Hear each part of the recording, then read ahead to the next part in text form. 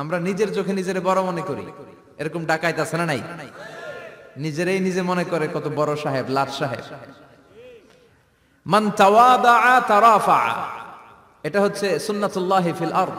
মান তাওয়াদা তারাফা, যে নিচে নেমে থাকতে চায় আল্লাহ ওরে টেনে উপরে উঠায়, আর যে খালি উঠতে চায়, হিংসা করে অহংকার করে উপরে ঠেলতে চায়, ওরে নিচে নামায় দেয় কে?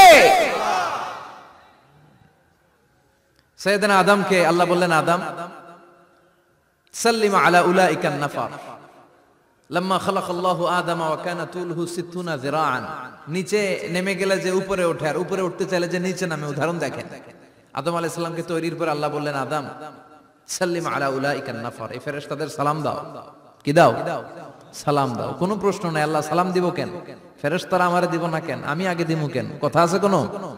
যেই সালাম দিলেন, সালাম দেওয়ার সাথে সাথে ওনার মর্যাদা বাড়িয়ে দিল কে? এত মর্যাদা বাড়ালেন যে নূরের ফেরেশতারা মাটির আদমকে সেজদা দিতে বাধ্য হয়েছে। চিৎকার করে বলেন ঠিক কিনা? তুমি মাটির আদমকে প্রথম সৃষ্টি করিয়া ঘোষণা করিয়া দিলে শ্রেষ্ঠ বলিয়া, তাই তো নূরের ফেরেশতা করে আদমকে সেজদা। সবার চেয়ে সম্মান দিলে মাটির আদমকে। আল্লাহু আল্লাহু পড়েন, আল্লাহু আল্লাহু তুমি জাল্লে জালালুহু, শেষ করা তো যায় না গে তোমার গুণগান।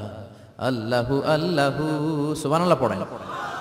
কি সম্মান আল্লাহ বাড়াই দিলেন। আল্লাহ বললেন, আদম আজকে থেকে তুমি আশরাফুল মাখলুকাত, তুমি খলিফাতুল্লাহ ফিল আরদ, তুমি পৃথিবীতে আমার খলিফা, ভাইস জেরেন্ট অফ আল্লাহ। আল্লাহর খলিফা, আল্লাহর আহকামগুলো পালনের জন্য ভাইস জেরেন্ট। চুরি করলে হাত কেটে দাও, কার আইন? এই কাজ আদম তুমি দুনিয়াতে যেয়ে করবা। জিনা করলে ডেথ পেনাল্টি, হেড অফ, শিরচ্ছেদ করে দাও, কার আইন? খলিফা হিসেবে মানুষ এসে করবে। মানুষকে আল্লাহ আশরাফুল মাখলুকাত বানিয়ে দিলেন, নিচু হয়েছে বড় বানিয়ে দিলেন। আর শয়তানের অবস্থা কি? শয়তানকে আল্লাহ বললেন সেজদা দে আদমকে। শয়তান যুক্তি দাঁড় করিয়েছে, খালাকতাহু মিন তিন খালাকতানি মিন নার ওয়া খালাকতাহু মিন তিন। আল্লাহ আপনি আমারে বানাইছেন আগুন দিয়া। কি দিয়া? আগুনের ধর্ম উপরের দিকে উঠে, আর মাটির ধর্ম সে নিচে পড়ে থাকে, আমি কেন সেজদা দেব? শয়তানকে চিরকালের জন্য ইবলিস মালউন, অভিশপ্ত আর জাহান্নামী হিসেবে ঘোষণা দিয়ে দিল কে? এজন্য আপনি ছোট থাকতে চাইবেন, আপনারা বড় বানাবে কে?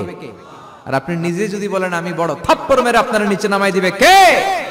এজন্য বিশ্বনবী দোয়ায় বলতেন, আল্লাহুম্মা জাআলনি সাবুরা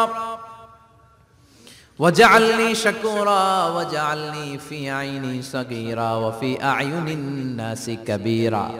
ও আল্লাহ, আপনি আমারে ধৈর্যশীল বানান, আপনি আমারে শুকরগুজার বান্দা বানান, আমার চোখে আমারে আপনি ছোট বানান, মানুষের চোখে আপনি আমারে বড় বানান। সুবহানাল্লাহ পড়েন। এজন্য সবসময় শুকরগুজার থাকার চেষ্টা করতে হবে। রাজি আছেন তো? যে কোনো মুহূর্তে, যে কোনো পরিস্থিতিতে আমরা শুকরিয়া করব কার? চিল্লায় বলেন কার? আমরা যেন বেশি বেশি আল্লাহ তাআলার শুকরিয়া আদায় করতে পারি। আল্লাহ তুমি তৌফিক দাও। সবাই পড়ি আমিন। উত্তর চান্দোলা হিলফুল ফুজুল ইসলামী সংগঠনের উদ্যোগে আজকের এই তাফসীরুল কোরআনের প্রোগ্রাম। হিলফুল ফুজুল নামটা আমার বড্ড প্রিয়। বিশ্বনবী যখন 15 কিংবা 20 বয়স, কোন বর্ণনায় এসেছে 15, কোন বর্ণনায় 20, তখন তিনি একটা ছাত্র সংগঠন করেছিলেন, ইয়াং স্টারদের একটা অর্গানাইজেশন করেছিলেন।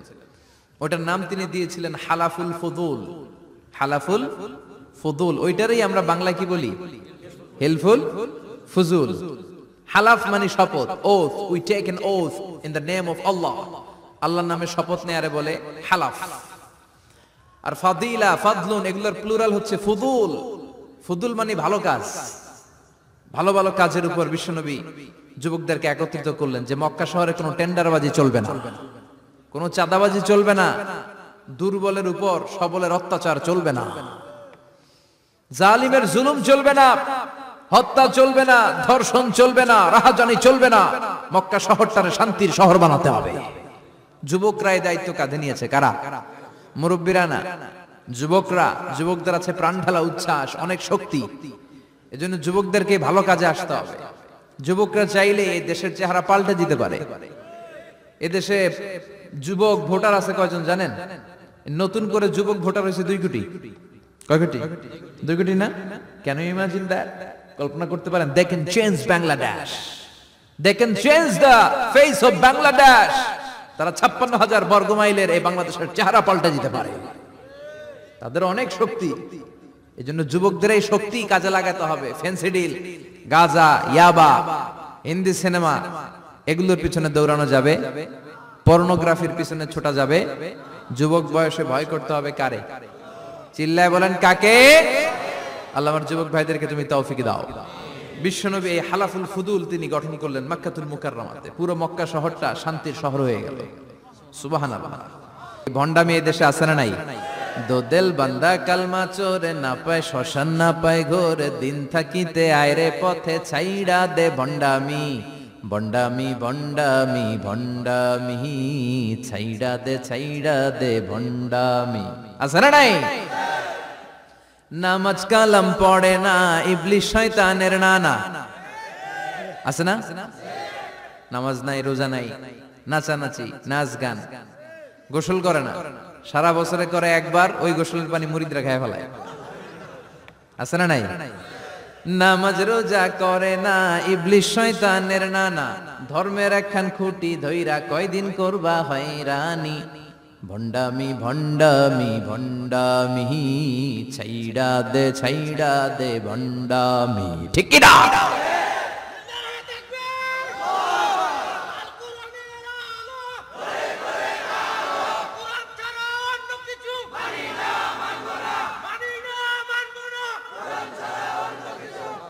তো এই ভণ্ড পীরও পীর, আমার নানা ভাইও পীর। কথা কন, পীরে পীরে পার্থক্য আছে না নাই? পীরে পীরে পার্থক্য আছে। এজন্য পীর চিন্তা হবে। এদেশে এই পাক ভারতে ইসলাম প্রচারে ওলিয়া উলিয়াদের, পীর মাশায়েখদের অবদানের কোনো শেষ নাই। কিন্তু চিন্তা হবে, কষ্টি পাথর দিয়ে যাচাই করে নিতে হবে। কারণ এই পীরের আদলে অনেক ভণ্ড এই বাংলার জমিন আছে না নাই? এই ভণ্ডদের সাথে আমাদের কোনো সম্পর্ক নাই। ওনার দরবারে আলোচনা হয়, সাইয়্যিদ কামালউদ্দিন জাফরি সাহেব যায়, আমরা যাই, দেশ বরেণ্য ওলামায়ে কেরামরা যায়, যারা হকের কথা বলে, যারা কোরআন সুন্নাহর আলোকে বলে, কোনো ভণ্ডামি নাই। যাবেন, প্রতি বছর যাবেন।